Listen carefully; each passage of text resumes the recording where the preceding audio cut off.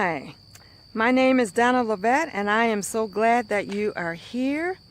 It's 91 degrees here in Michigan today, and so I thought what I would do is to show you the lake. There is a lake that's in walking distance from my home, and it's just a beautiful view. The weather here is going to get a little cooler as the week progresses, so I just thought I would just give you a view of the lake. Really, this is a beautiful lake. It has about 5 different inlets. When they created this area, they really tried to put as many houses on the lake so that they would have the lake as their background. So I'm just going to show you a view of the lake behind my house.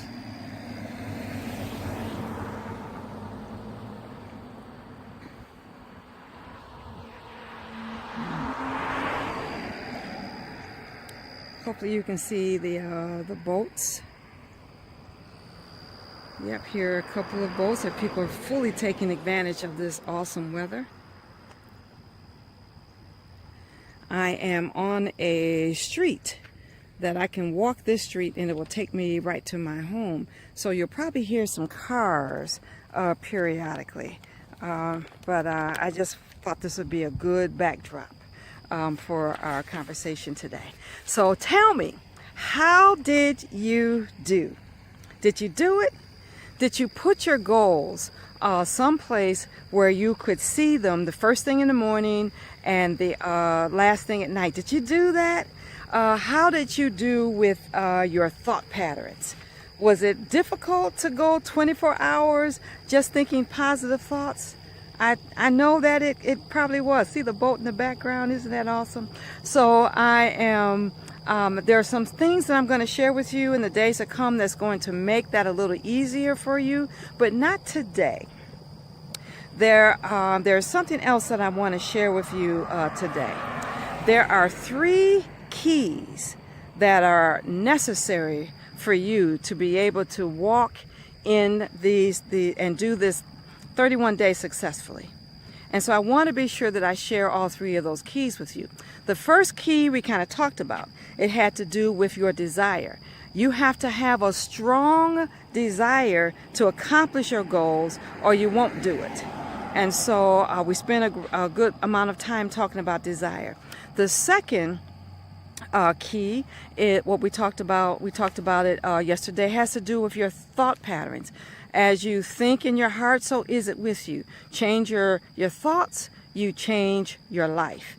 And really, whatever you think in your heart and you say out of your mouth, that will determine the lives that you have, and it'll determine the success that you can have with your goals. So that was the second key. This third key is equally important. If you don't do this one, then you're not going to accomplish any of these goals. It's that important, and it has to do with the power of decision, the power of making a decision. Now, Napoleon Hill, you'll probably hear me refer to him quite a bit because I just recently read his book, and that just is on the top of my head.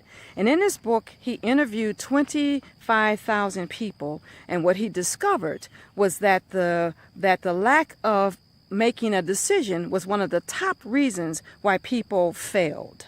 Isn't that interesting? So what is a decision? How does a decision look? Well, let me tell you what indecision looks like. There is a movie it's an old movie. It's been out. You've probably seen it, called The Last Samurai. Tom Cruise was the actor in that movie, and he was an officer in an army and he was captured by the Japanese, and they made him a prisoner of war. And while he was there, he wanted to learn how to fight like a samurai. And he would fight hard. He would get up, he would fight, and he would fall. He would fight and he would fall. And at one point, and he would get wounded really badly sometimes. And at one point he says, "Why am I not able to conquer this?"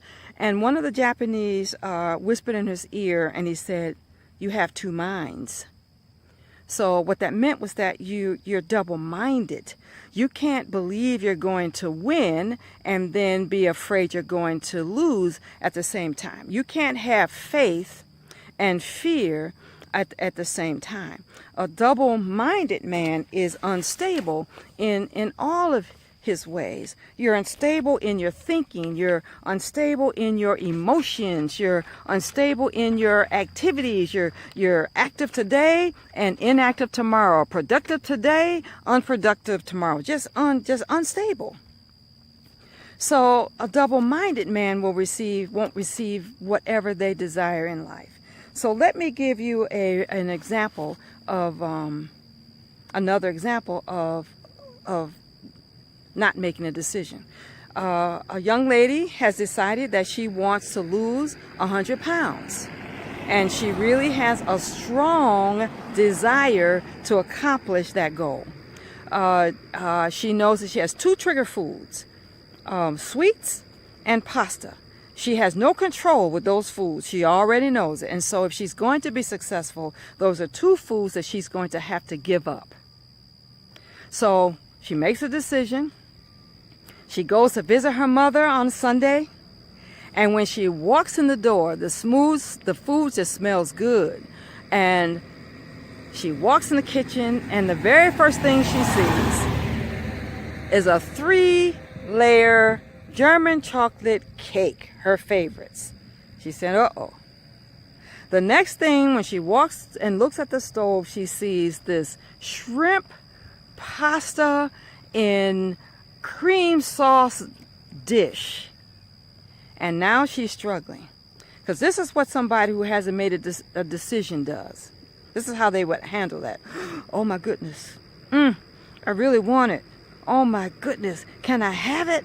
Ooh, can I have just a little bit? Just maybe a small slither cake and a taste of the pasta? Ooh, can I just today?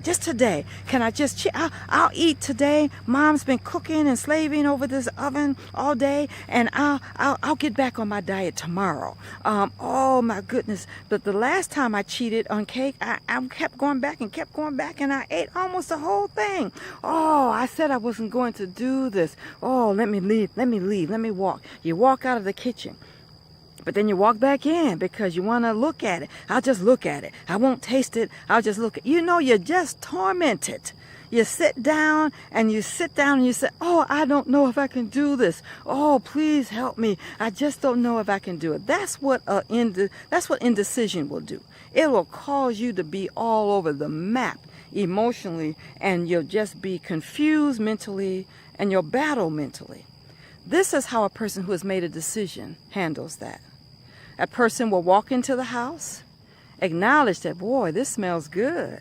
See the cake and see the pot on the stove and say, you know, I have made a decision that I'm not going to have either one of those things. And that settles it. No pull, no confusion, no debate. You sit down and you eat whatever else is on the table, and you enjoy the fellowship of the people, and you feel really good because in the end you did something that you really wanted to do anyway. Can you see the difference? Let me give you the definition of decision. I'm just going to read it. A decision means to be settled. Your mind is made up, single-minded, unshakable, strong-willed, firm, resolved. Nobody can persuade you. Oh, come on, you can just have one slice of cake. No one can persuade you to do what you have made a decision to do. And there's just a peace that just surrounds you. So that's what a decision is. Strong will. I'm not going to do it. Or I am going to do the thing that I have decided to do, meaning I'm going to eat healthy and I'm going to eat meals that do not include those things. Decide. Christians need to decide. You are either going to trust God or you're not. And if you're not going to trust Him, then you're going to be worried. The videotape ended. There was a maximum limit to video. I didn't know that. I talked too long. So let me see if I can finish this, and I'm going to see if I can figure out how to put these two things together. So decide. Decide you are either going to lose weight or you're not. Decide you are going to save money or you're not. Decide you are going to start a business or you're not. Decide you are going to accomplish the goals that are on your wall or wherever you placed your goals or you're not. Decide that you are either a worthless human being who will never accomplish anything worthwhile, or decide that you have within you what it takes to succeed. You've been engineered for success, and you're going to do whatever it takes. That's what happens when you decide. There is no excuses for failure. You literally will do whatever it takes. So the power of decision will motivate you to do that. So I want you to do two things as homework assignment.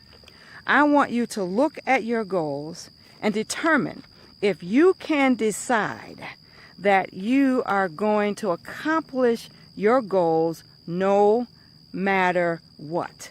And if you have made that decision, the second thing I want you to do is to state your goal again with that kind of determination. That I believe that I will achieve goal number 1, goal number 2, goal number 3.